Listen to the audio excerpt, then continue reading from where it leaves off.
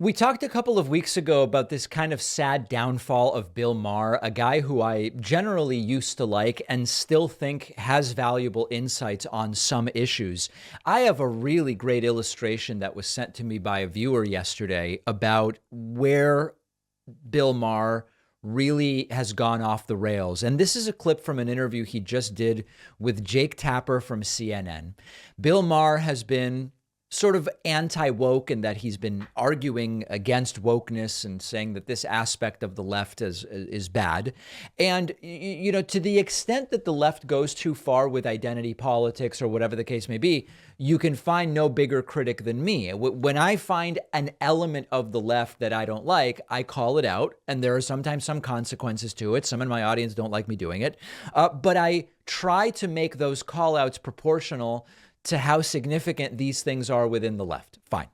Bill Maher is asked, what is woke? And he spits out a word salad. It's like a chop chop. It's like a confetti salad. The ones where it's almost like little tiny bits.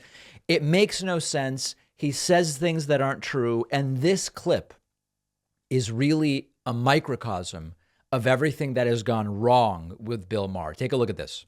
And wokeness, like, how do you define wokeness? Because I hear people use the term all the time, and it means something different to everybody. well, again, I think it's this collection of ideas that are not building on liberalism, but very often undoing it.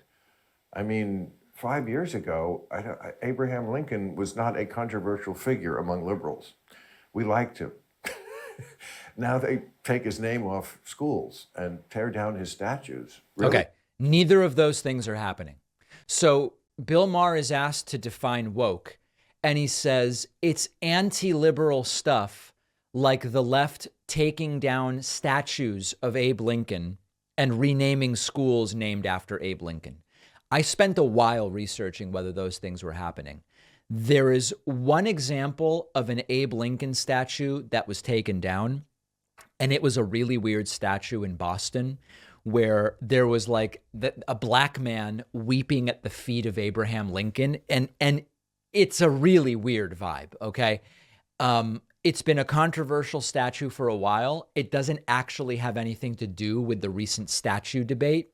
And it was removed, and it was a really weird statue. But statues of Abe Lincoln are not being removed. There is no effort to remove Abe Lincoln statues.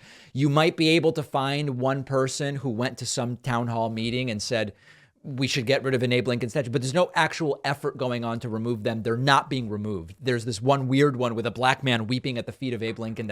It just doesn't really make sense in 2023. So that's very deceptive. And then number two, Abe Lincoln's name is being removed from schools. I have not found a single example of Abe Lincoln's name being removed from schools. What I found was a story from January of 2021 where San Francisco said we might rename like all the schools from the era during which there was slavery. And that included one named after Lincoln. It didn't happen. Okay. They kept the name. So one school might have been renamed and it wasn't. So far, his two examples of what wokeness is are things that are not happening. Lincoln isn't good enough for you? 5-10 years ago, bedrock liberalism was we are striving to be a colorblind society where we don't see race. Of course, we see it, but it doesn't matter. That's not what woke is. Woke is something very different. It's identity.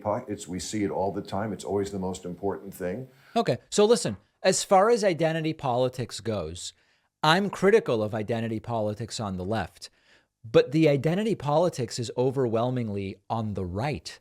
Does it exist on the left? Sure. I've called it out. For example, when the Women's March said that Jewish women are not intersectional enough to be on the leadership because they're really just privileged white women, I thought that that was the left doing identity politics in a way that is disgusting and destructive. And I called it out. When these things happen, I call them out. But look at the identity politics happening on the left. Christians are oppressed. White people are oppressed. Nikki Haley, why are you running? Well, I'm not going to tell you anything I disagree with Trump on, but I'm younger, I'm a woman, and I'm Indian.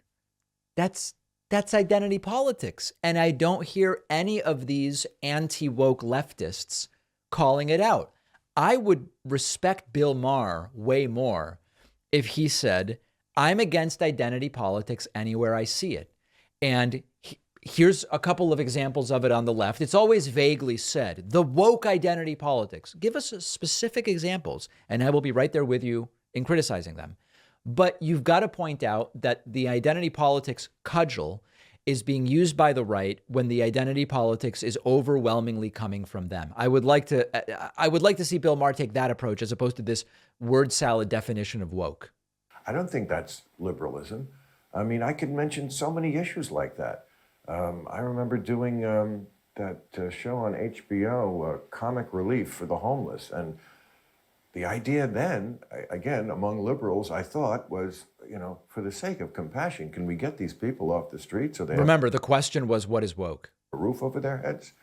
And now it's like, how dare you try to move the homeless? This is where they live. It's like, again, you change the definitions and then you say, I'm more conservative. I believe what I've always believed.